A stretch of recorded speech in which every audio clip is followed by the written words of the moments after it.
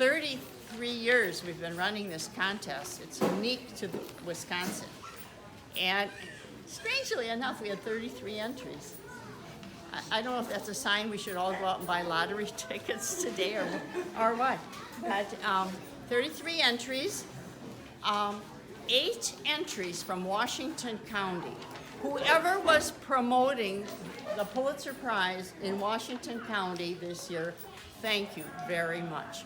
We had 8 outstanding winners from Washington County to include our junior winner. And each of our winners today is going to receive a pair of birds of their choice. So, Jacob, what did you select? I chose the Vorwerk. Vorwerks. Now, of course, you all know about them, right? They're very rare. We're going to talk a little bit about them. And Bradley, what did you choose as an honorary mention? Red brown cochin bacon. Red brown cochins from David Latch. And Brooklyn was honorable mention. What did you choose, Brooklyn? I got the black cochins. Mm-hmm. And how about Riley? What did you choose? I got large fowl salmon favorals. Mm-hmm. And those are from Adam Meinert. So the grand prize winners, who are Jacob and Paris, received those pairs. Those were pairs of their choice. They get this beautiful large fowl Cajun bottom, and that's from Kuiper Cooping. You'll see them. They're set up in the dining hall. They also received one of these beautiful carrying boxes to take their birds home in. These are made by Penny Lund from Lund Poultry. She's just the most marvelously skilled carpenter. Incubators with turners, some with forced air, some digital, really good stuff. They each get an incubator. They get the most recent copy of the American Standard of Perfection, and they get a bag of feed from Nutrina. The copies of the Standard of Perfection are from the Wisconsin Poultry and Egg Producers. Dr. Lewis Arrington is their secretary. You'll find him in the kitchen. And you might want to say thank you to him, his organization. And I mean, those books are $60 each. And his organization has given those to us every year. So grand prize winners receive about $300 worth of stuff. Not bad for writing a 500-word piece to us. And this whole thing is really, it is run by the Wisconsin International Poultry Club. We have, as a youth organization, just kind of administer it for them. They're the philanthropy people. So be sure and say thank you to them. We'd like to see them continue this. It'd be wonderful if it could just go on into infinity. So I'm going to ask the winners if they would please read their pieces, because I'm thinking that you'd probably like to hear it. And most of our officers decided they didn't like the microphone, but I'm thinking, wouldn't you like to read it into the, you wouldn't?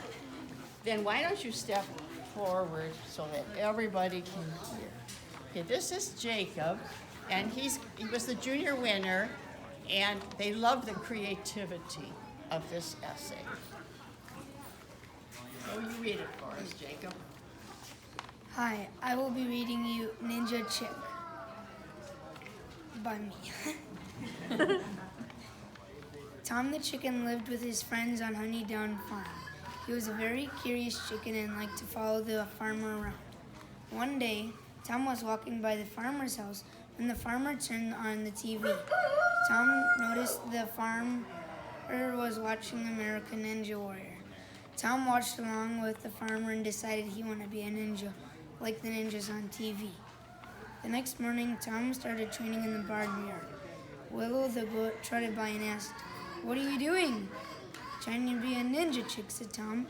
"Can I help you?" asked Willow. "Sure," said Tom. So Willow made a hard course for Tom to try and finish. Tom didn't finish it the first time, but he finished it the second and the third time. The next day, Tom showed the other animals what he was doing. After that, the whole farm decided to create a show called Barnyard Ninja. The animals competing were Tom the chick, Bob the alpaca, Henry the duck, Daisy the cat, and Sally the sheep. The course had a balance beam, a mud pit, a rope course, a tire tractor, tractor tires and hay bales to jump over, and to top it off, a giant slide from the hayloft to the finish line. The morning of the race, Will lined up the competitors at the start line. The cows lined the course with cowbells in hand to cheer on the competitors. When the rooster crowed, the race started. Daisy the cat didn't like the mud pit. Henry the duck helped her cross, and they took second place. Sally the sheep did not like the slide, but after cowbell cheering, she finished and took third. Bob the alpaca was disqualified for trying to eat the hay bale portion of the race. Tom finished first. The top 3 finishers earned a golden green puff trophy. Tom thanked his coach Willow for helping him train and all his friends for making the race possible. The Barnyard's friends celebrated with Wisconsin State Fair cream puffs. Thank you.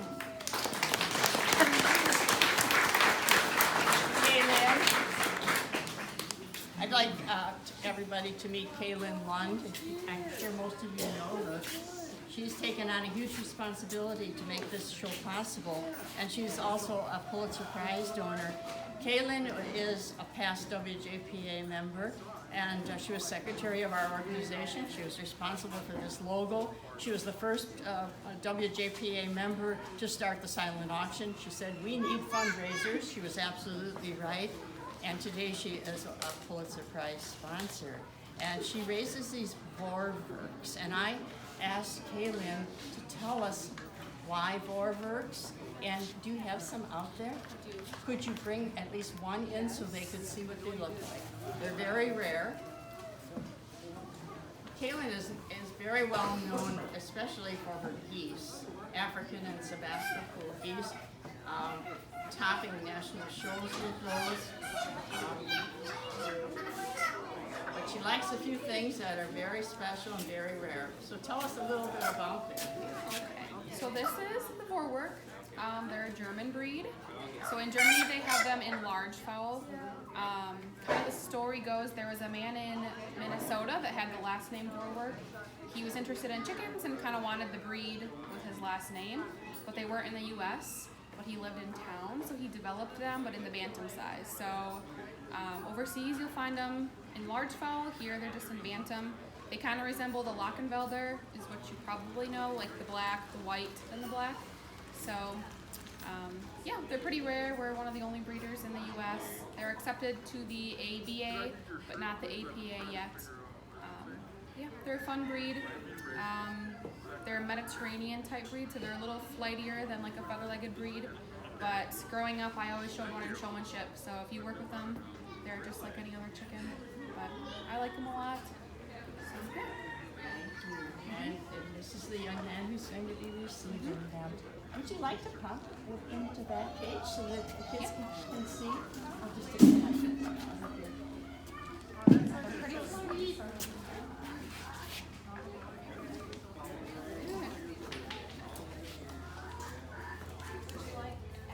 Yes, please.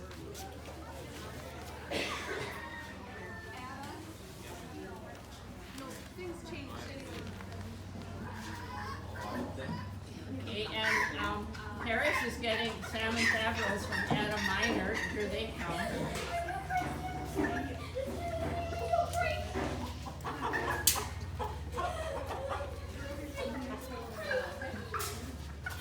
Adam, tell us a little bit about how long you've been doing these. I don't even know. I would say it was about 8 years ago. Got into salmon favreros from Virgil Woodkey. And then another gentleman bred in a different line. Been working with them. Sometimes it's rewarding, sometimes it's frustrating with the salmons because you got so much going on with the 5 toes and the beard and color, size, type. But it does make it easy for culling. A lot of stuff to cull on. But they're fun. I really like them. They're really good temperament.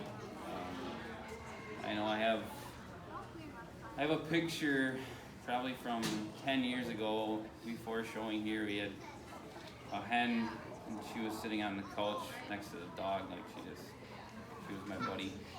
So they're really nice birds. We thank you so much for doing this. And remember when I said there were 8 entries from Washington County? I think Adam had a lot to do with that. He's a big promoter of youth, came up through our youth activities and program, and so we thank you so much, Adam. Yeah. Do you think you could have put maybe at least one into the coop so that the kids could see it? And Who was the winner? right behind you, this is Paris, and she's from De Pere. She's 17 years old. She has some Favreau's, but she'd like to improve them, and I think this is a very good opportunity for improvement. You might want to take the envelope out and you can put the mail in here. Right.